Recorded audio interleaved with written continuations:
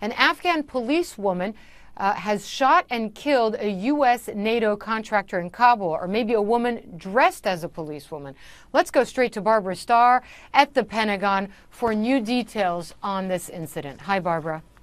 Hello to you, Hala. Well, you're absolutely right. The woman was dressed in an Afghan police uniform, but was she a member of the police forces? That, of course, still to be determined as this investigation goes on. But now the U.S. contractor has been identified by the company, the U.S. company he worked for.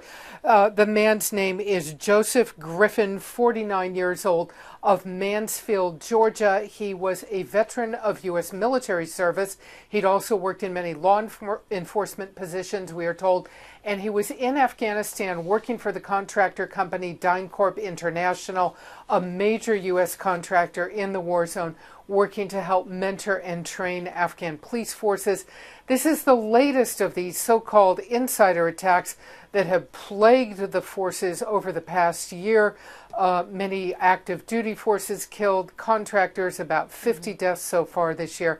They still haven't really been able to get a handle on it. Hala?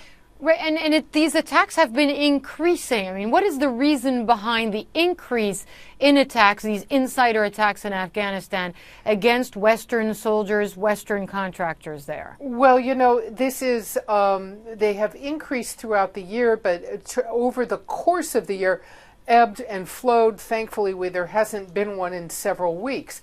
The military, the intelligence effort in the military has been to try and figure out the answer to that very question.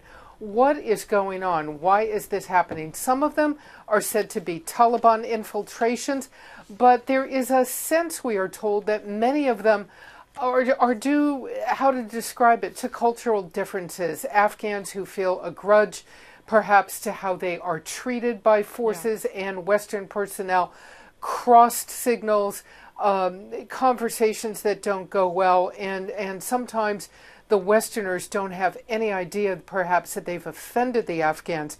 So there's a lot of training going on now behind the scenes to try and be more culturally aware of what might cause a problem that can turn into one of these fatal attacks.